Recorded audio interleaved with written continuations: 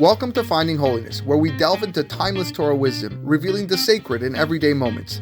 Join us on a journey to elevate your spirituality and discover holiness in every aspect of life. I'm your host, Rabbi David Kadosh, and together, let's embark on a path of spiritual exploration. I hope you enjoy this next episode. Good evening, everybody. Erev Tov, welcome to another edition of our Thursday night Parashat Shavua class. We're happy you can join us here tonight in the online-only session as we unfortunately battle yet another wave of COVID-19.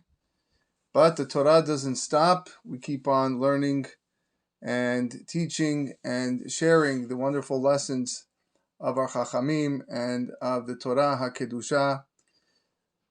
Tonight's shiur is again sponsored by our dear friends, Mr. and Mrs. Alan Azulay and Mr. and Mrs.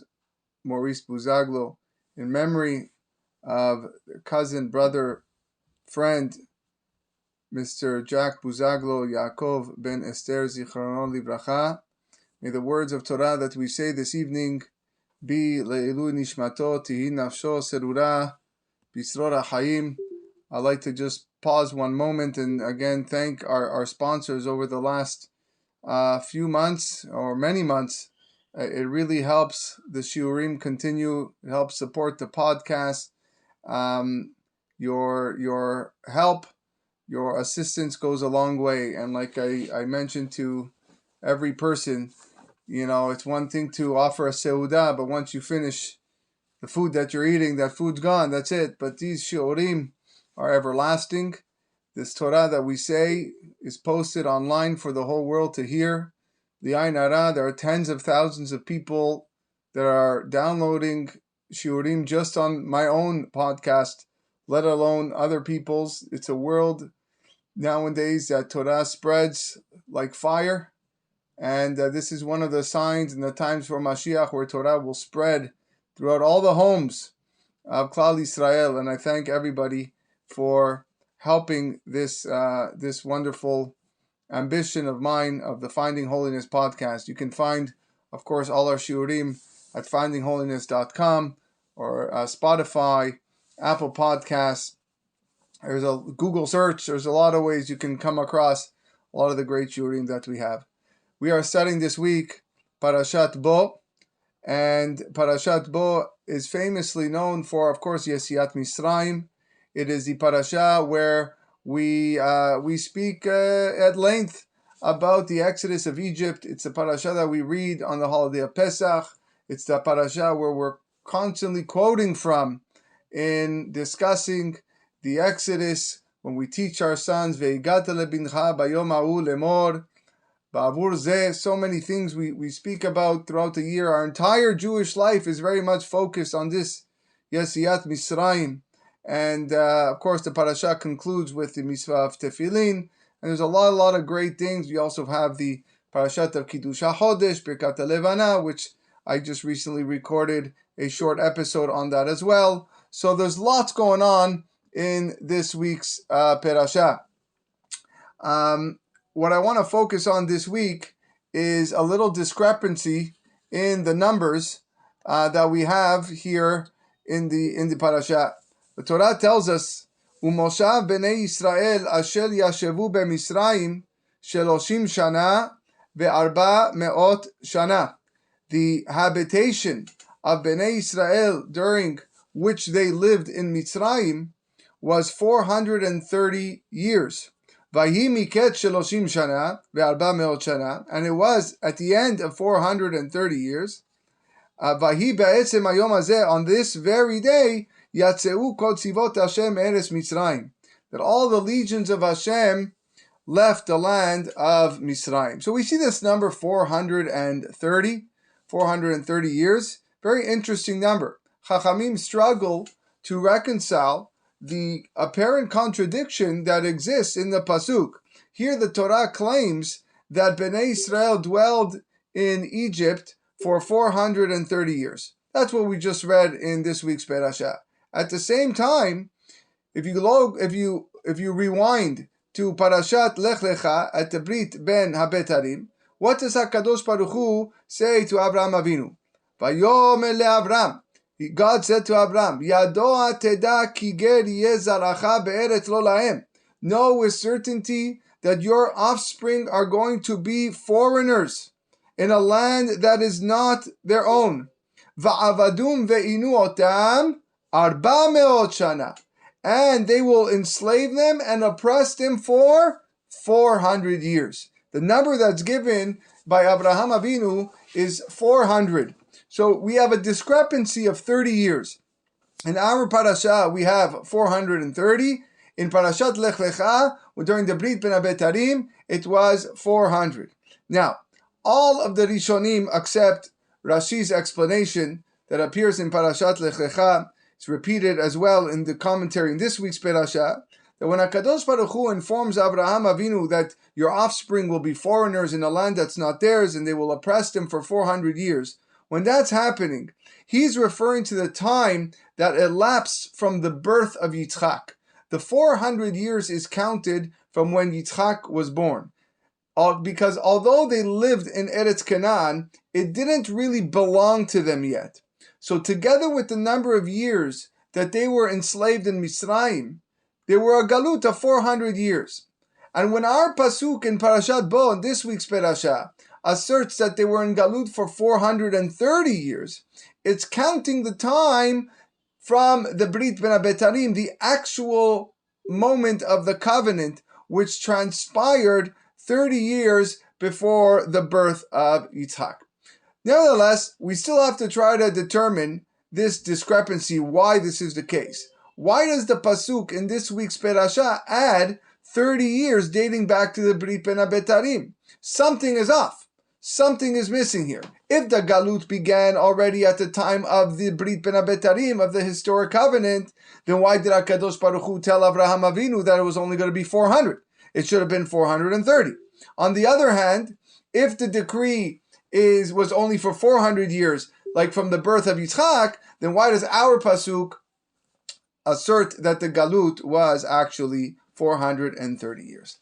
Okay, so this is our main question. This is what we're going to attempt to solve this week in tonight's shiur.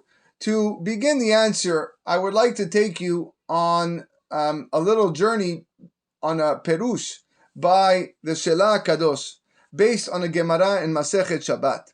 The Gemara says the following: Le'olam al yeshaneh adam beno ben abanim. A person should never treat one son differently than the other sons. That's what he should not do. Why? Shebishvil mishkal sheneh sela'im milat shenatan Yaakov leYosef yoter mishar banav. For because of 2 sela'im weight of fine wool that Yaakov gave to Yosef more than the rest of his sons, nitkanu bo echav, the brothers became jealous, v'nitkalgel adavar v'yardu avoten leMisraim, and because they were envious, as a consequence, our forefathers descended to Misraim. Now the Baalei Tosfot in this Gemara are very much they're perplexed, because how can you say that this is the reason why they went down to Misraim? The Brit Ben Abetarim that HaKadosh Baruch Hu told Abraham took place well before, and was already told that the Jewish people were going to go down to Misraim. Everything was preordained. So what's this Gemara meaning? So Tosafot provide an answer that's explained by the Shelah Kadosh. Shelah Kadosh interprets the answer of the Tosafot. And he says, in truth, the tally of the 400 years began from the very night of the Brit Ben Abetarim.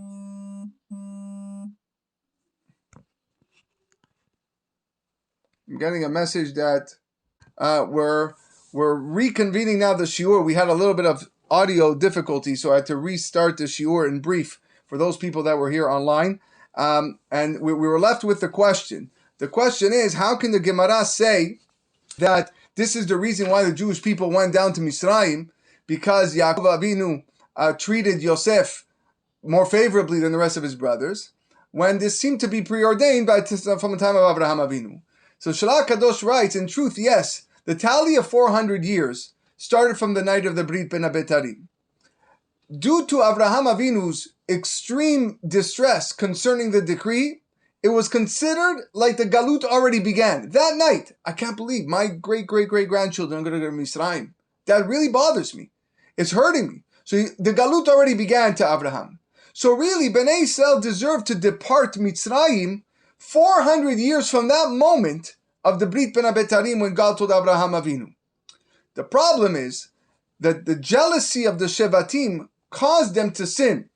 Seeing that Yaakov loved Yosef, his loving son, more than any of his other sons, that prompted them to sell Yosef into slavery, that landed Yosef in Mitzrayim, and as a result, he suffered in Egypt until he was 30 years old. The beginning of his life was suffering because he felt secondhand, he was pushed aside, and he was in Egypt for an additional time, so that for another 13 years. So until he was 30, until he became viceroy, vice president, second in command, Yosef was suffering. To atone for those 30 years were added to the decree of the Galut. So in all, they had to stay in Mitzrayim 430 years. So yes, it was supposed to be 400, but 30 years were added as a result of the brothers selling Yosef into Mitzrayim. So this explains why HaKadosh Baruch Hu told Abraham at the Brit Ben Abetarim that your offspring will be foreigners in the land not their own, they will enslave them, and they'll be oppressed for 400 years. Yes, at the time that Abraham Avinu was notified of the Galut, the decree was only 400 years. But after the sale of Yosef, an additional 30 years were added. Hence, like we started, that's why our Parashat Bo says, Umoshav Bnei Israel, in total was 430 years, and that's when they left. Okay, so that is an answer to the question. I want to bring some support here based on again, the words of the Shelah Kadosh, and really connected to our title for tonight, the tragedy of Bene Efrayim. Chachamim teach us that members of Shevet Efrayim left Egypt 30 years prior to the designated time that they were supposed to leave. They figured that the Galut was supposed to end 400 years after the Brit Ben Abetarim. Based on their calculation, 400 years after Abraham Avinu was told that his descendants were going to be in a foreign land, the Galut ended 30 years prior.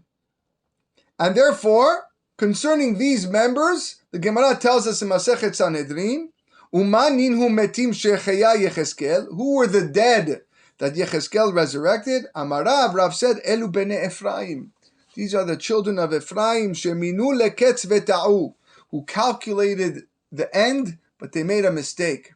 And Rashi there says that they erroneously calculated 400 years of galut and slavery from the Brit Ben Abetarim instead of calculating it from Yitzchak. Rashi's source is the Midrash. It states that 300,000 members of Shevet Ephraim died as a punishment for leaving Egypt 30 years in advance of the designated time. In fact, you can see this hint from the wording in the first pasuk of next week's parasha. The pasuk says, "Vayhi beshalach Paro et ha'am," and it was when Paro sent the people, "Velo nacham Elohim derech eretz Pelishtim," that God did not lead them through the land of the Pelishtim. God did not want, according to the Midrash, unbelievable Midrash, God did not want the Jewish people to go through derech Pelishtim. You know why? Because along that road were the scattered bones of the members of Ephraim that had been killed by the Pelishtim, the city of Gat. I want to read you the Midrash. Sheta'u shifto shel Ephraim v'yatzu miMitzrayim had shelo shilem haketz. When Shevet Ephraim miscalculated and departed Mitzrayim before the term was completed, v'ne'ergu mehem shloshim ribon, 300,000 of them died. Lama ne'ergu? Why were they killed? Shechashvu miyom shenidabar Abraham ben Abetarim v'ta'u shloshim shana. They thought that the 400 years started from when Abraham Avinu was told. Varagum Pelishtim. Pelishtim killed them. Ve'ayu atzmotehem shtuchin bederech chomarim. It's a tragedy. Their bones were piled up, laid on the ground and piled. Shekvar haya lahem 30 shana sheyatzu. It's been 30 years since they left, and it's sitting there, their bones, until their brothers finally came out 30 years later. What happens to a body? Decays. All you left is with bones. Amar HaKadosh Baruch Hu, God said, this is the Midrash, Imiru Yisrael atzmot Bene Efrayim, shetochin bederech yachseru leMisraim. If the Jewish people come out of Egypt and the first thing they see, derech eretz pelishtim, is a pile of bones that belong to Bene Efrayim, what do you think they're going to want to do? They're going to go back to Egypt. We're not continuing this road. Ma'asa HaKadosh Baruch Hu. Look what God does. Ma'asa HaKadosh Baruch Hu. Natal damam shel Bene Efrayim vetaval bo kelav kibiyachol. He took the blood of the sons of Ephraim and he dipped his clothing, kibiyachol, whatever this means. He dipped his clothing in the blood of Ephraim. Shneimar, as the pasuk says, which we're going to quote again later, that Bnei Yisrael tell God, Madua adom lilbushecha. This is the pasuk in Yeshayahu. Why is your clothing red? God dipped his clothing in the blood of Ephraim. Amar HaKadosh Baruch Hu, God responded, Eni mitnachem ad she'enkom nikmatam shel Bnei Ephraim. I will not be consoled until I avenge the deaths of Bnei Ephraim. Shene'emar, velo nacham Elohim. Velo nacham Elohim. God did not lead them. Velo nacham Elohim literally means he didn't lead them, but nacham also means consoled, comforted. God was not comforted. He won't be comforted until he avenges the deaths of Bnei Ephraim. So according to the explanation of the Shalach Kadosh, it's very simple. It's easy actually how Bnei Ephraim miscalculated the Ketz, the end of the Galut. Really, it was supposed to be the 400-year term should have begun with Bri Ben Abetarim, when Avraham Avinu was informed that his offspring was going to be Galut. But because the Shevatim sinned by selling Yosef, 30 years were added to the term of the Galut to atone for Yosef's 30 years of suffering. Let's also try to figure out why they made the mistake. What happened over here? After all, Shevet Ephraim is the son of Yosef. So they were not involved in the sale of Yosef. The Gemara teaches us in Masechet Sanhedrin that even though Kol Yisrael Arevin Ze Lazeh, all the Jews are responsible for another, and yet, even though there were probably a few tribes that instigated the whole sale, but Ephraim, you can't say that about Ephraim, because Ephraim wasn't even born yet. Yosef was a child. He was a teenager when he got sold. So he didn't have an opportunity to protest the sale. So why is he being punished? So therefore, the sons of Ephraim mistakenly thought that they didn't have to serve the extra 30 years that were added to the original decree of 400 because we weren't a part of it. So we can leave. But they were wrong. And they were wrong for a few reasons. I'm going to give you 3 or 4. Number one, even though they didn't partake in the sale of Yosef, they still required atonement. You know why? Because they're the son of Yosef. Yosef was partially responsible for his own sale into slavery. The Shlach HaKadosh himself writes, Lefia Mekubalim, that Yosef HaTzadik was counted among the 10 martyrs who died to atone for the sale. What was Yosef's problem? His sin was he reported the bad deeds of his brothers to his father. Therefore, Yosef indirectly caused the sale. So he's guilty. That's number one. Another reason that the members of Ephraim were punished, we see that when HaKadosh Baruch Hu delegates Moshe Rabbeinu to take out the Jewish people in Parashat Shemot, we read 2 weeks ago, he says, Lech ve'asafta ziknei Yisrael, go and gather the elders of the Jews, ve'amarta alehem, and tell to them, Ani Hashem Elokei avotechem nira elai, that the God of your forefathers has appeared to me, Eloi Abraham, Isaac, Yaakov, lemor, saying, Pakod pakadati, I have indeed taken account of you, ve'te'asu lachem be'Mitzrayim, Pakod pakati. Then God promises him, v'shameu lekolecha, and they're going to hear your voice. And Rashi here on Pakod pakati says that there was a tradition passed down from Yosef all the way to Moshe Rabbeinu, few generations, that the words Pakod Pakati is going to signify the redemption.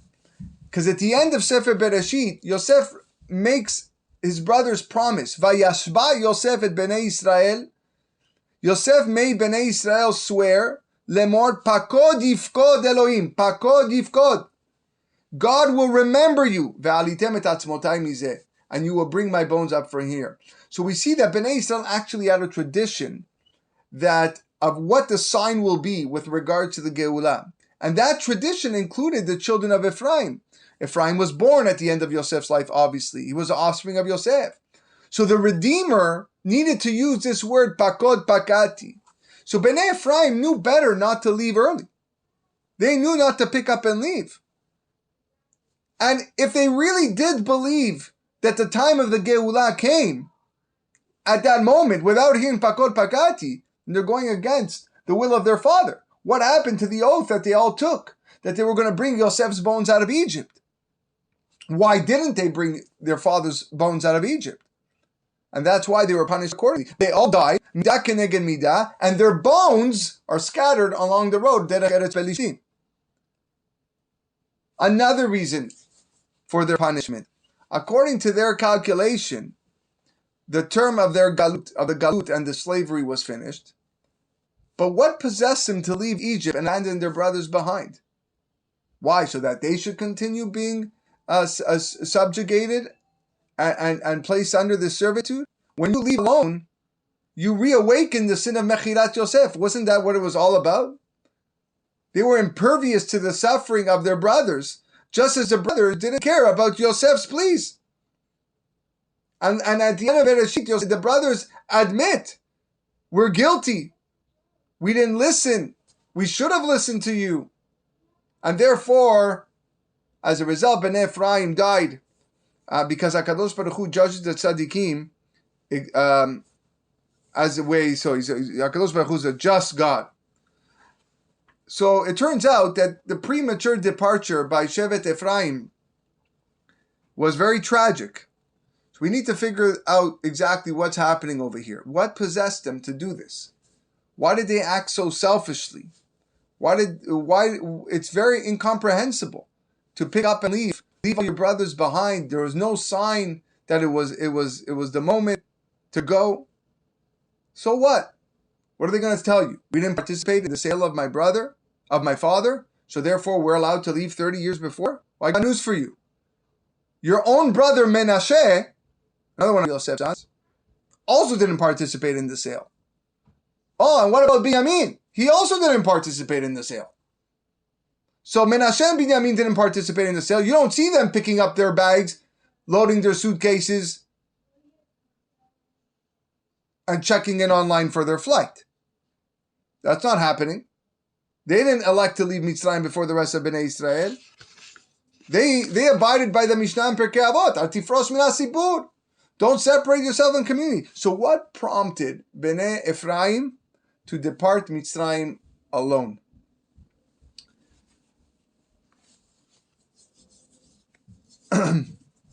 To answer this question, I want to go back to that midrash that we quoted.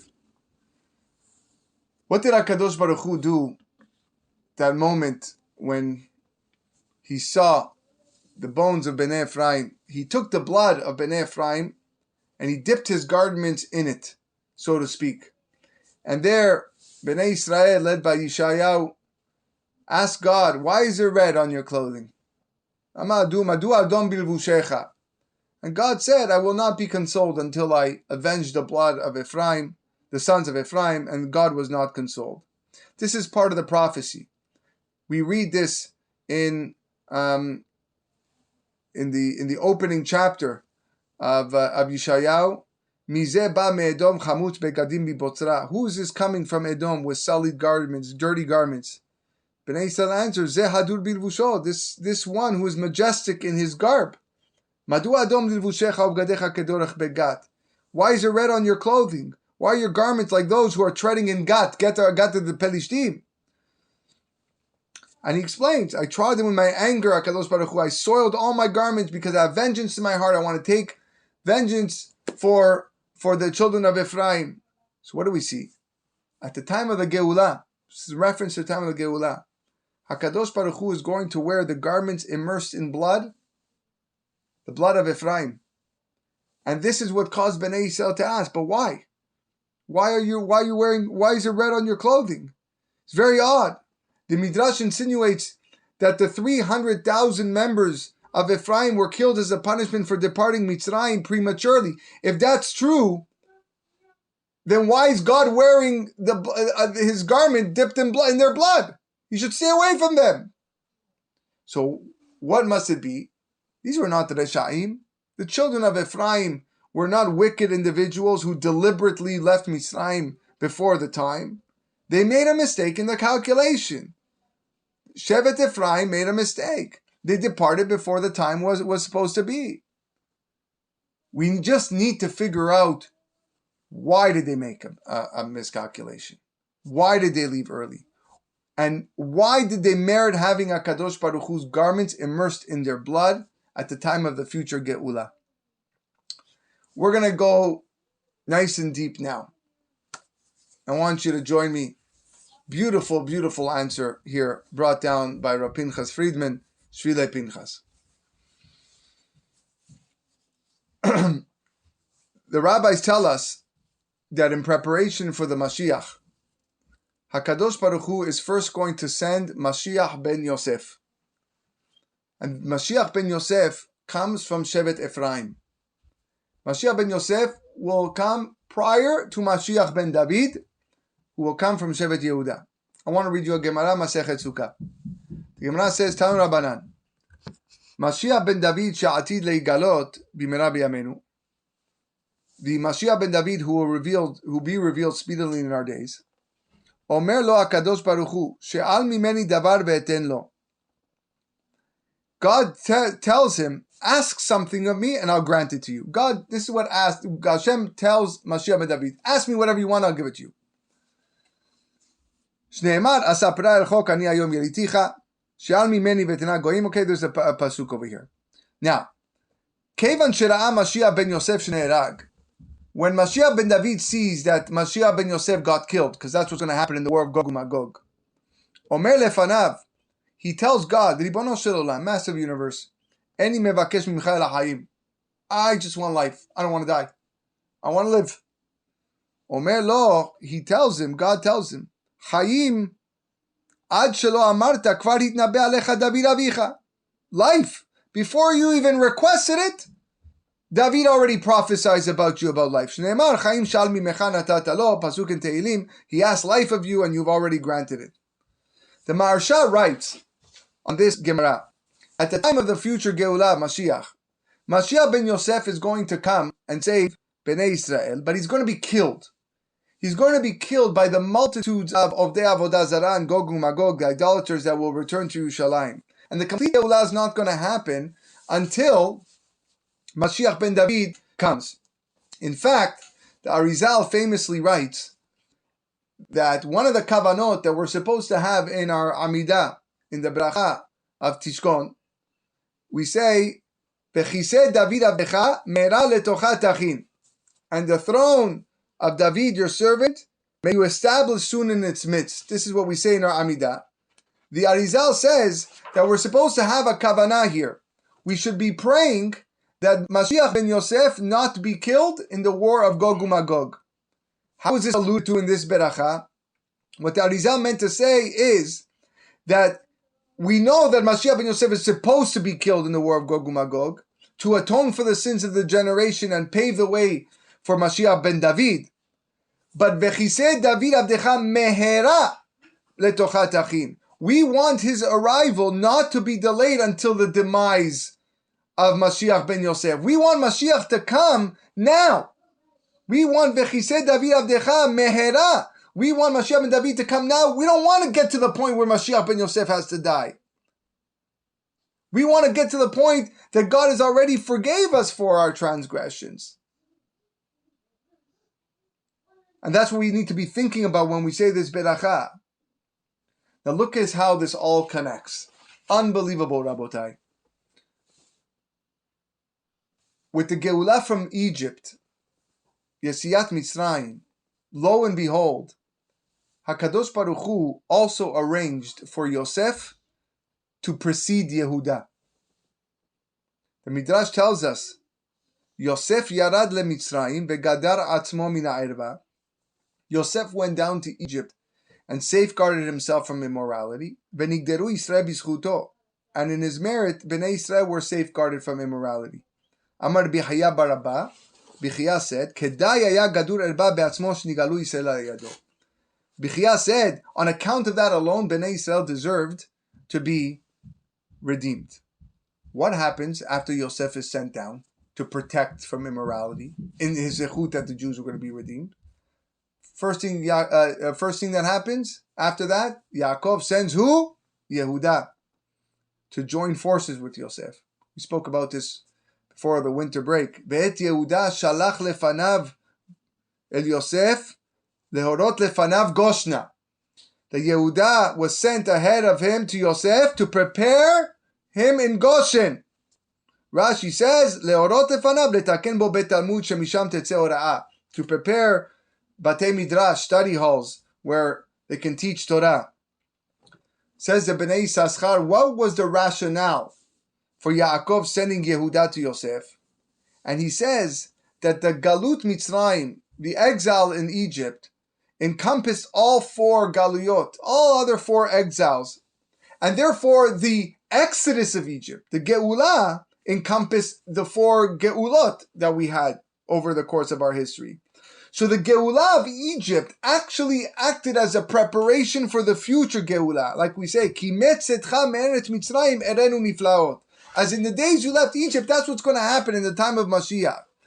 Yaakov sent Yehuda to join Yosef to make preparations for the future Geulah that was going to be led by Mashiach ben Yosef and Mashiach ben David.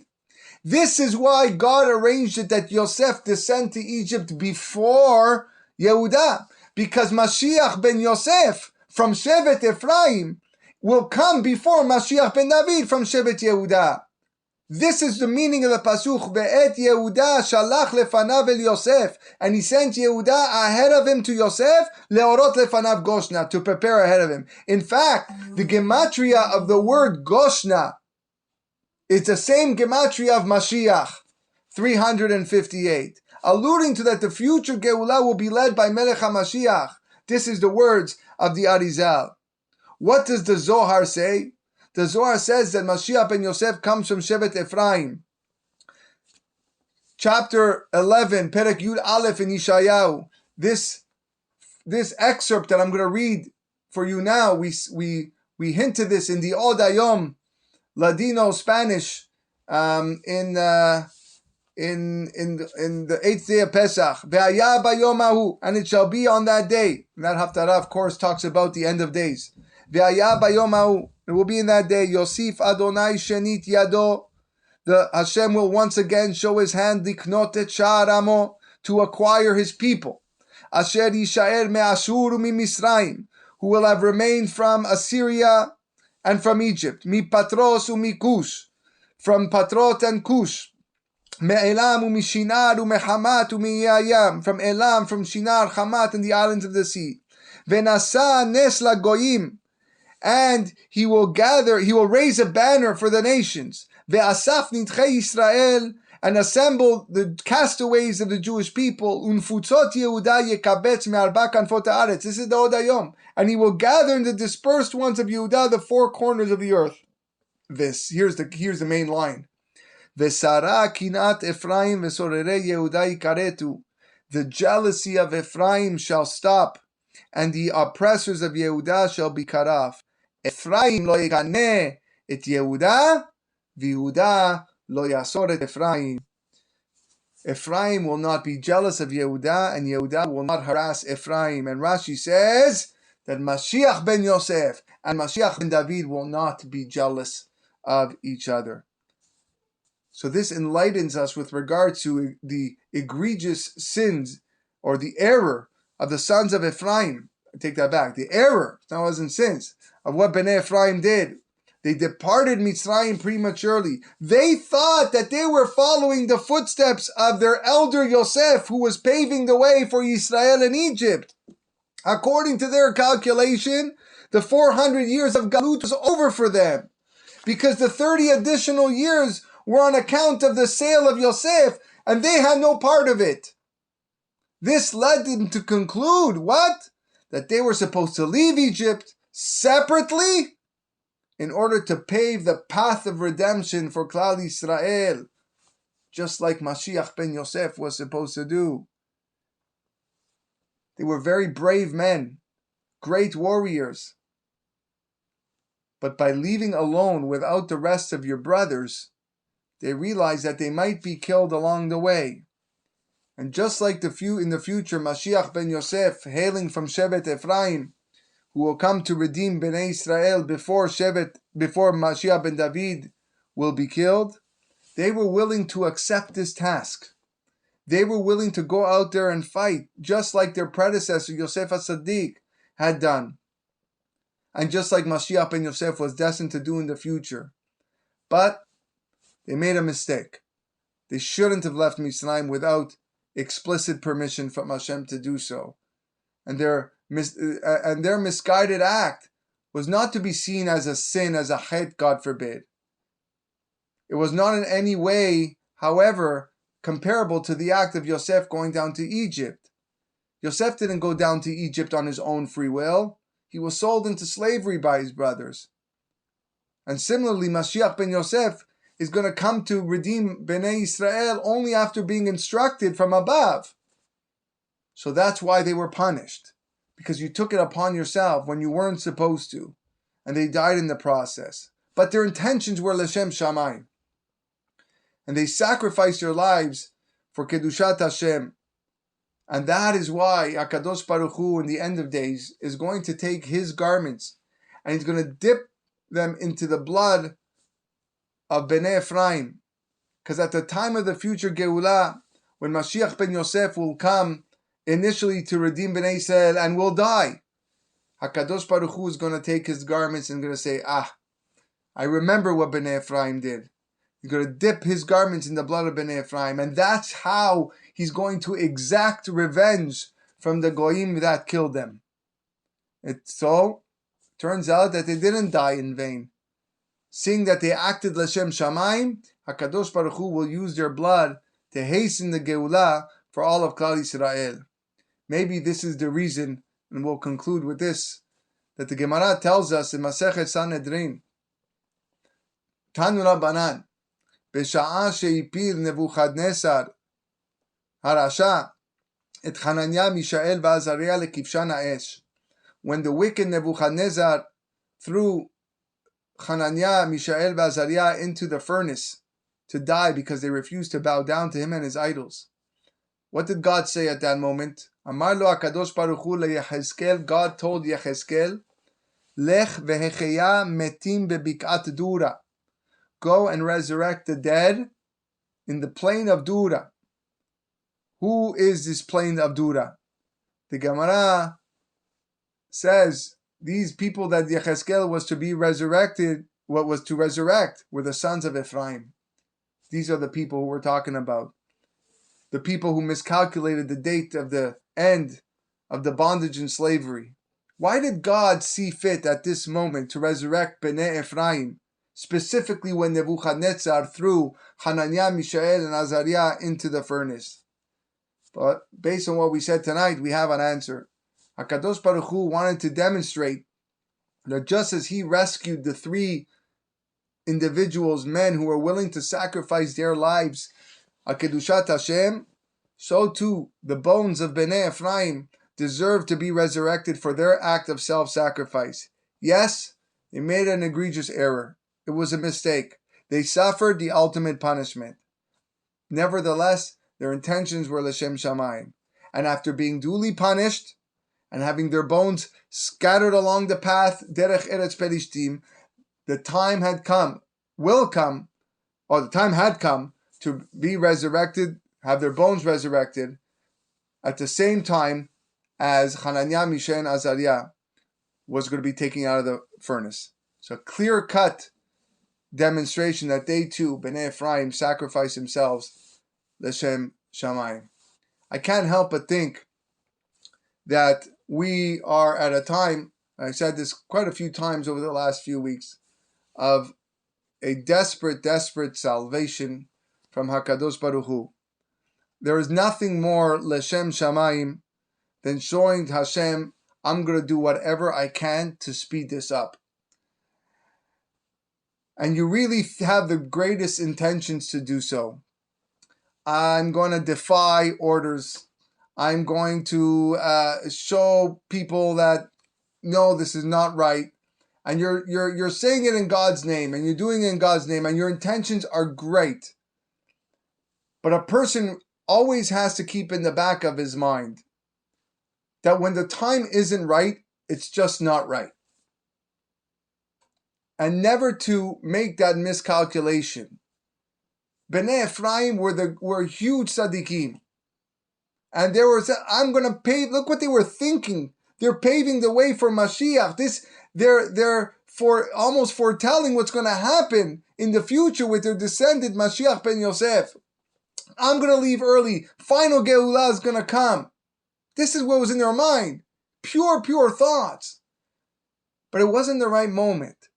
They didn't receive the sign yet. You left your brothers behind. You didn't hear those words, Pakod Pakalti, from Moshe Rabbeinu. You were 30 years too early. And as a result, look what happened to you. So as we, yet again, find ourselves in this predicament, not knowing, confused, unsure of what is going to be, living a life of doubt and confusion and darkness, we have to wait for that sign.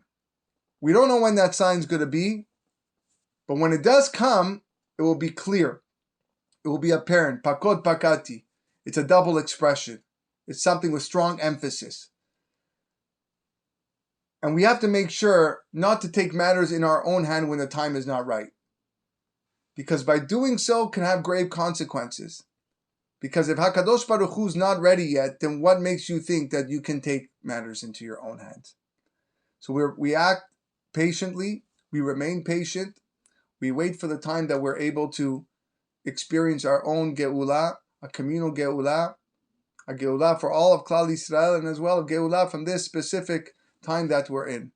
This is the message from Bene Efrayim, and Bezrat Hashem, if we learn from the actions of Bene Efrayim, if we wait patiently, then there will be the time where Mashiach ben Yosef will come, and he will pave the way for Mashiach ben David. But we pray every single day that Mashiach ben Yosef doesn't have to die for our sake. That HaKadosh Baruch Hu wipe out our transgressions, gives us a clean slate, so that Mashiach ben David will come Meherabet letocha tachin, right away, now, because we want him, because we need him. Bezrat Hashem will be zocheh to the Mashiach b'mera b'yameinu. Amen. Ken Yiratzon. Wishing everybody a wonderful night.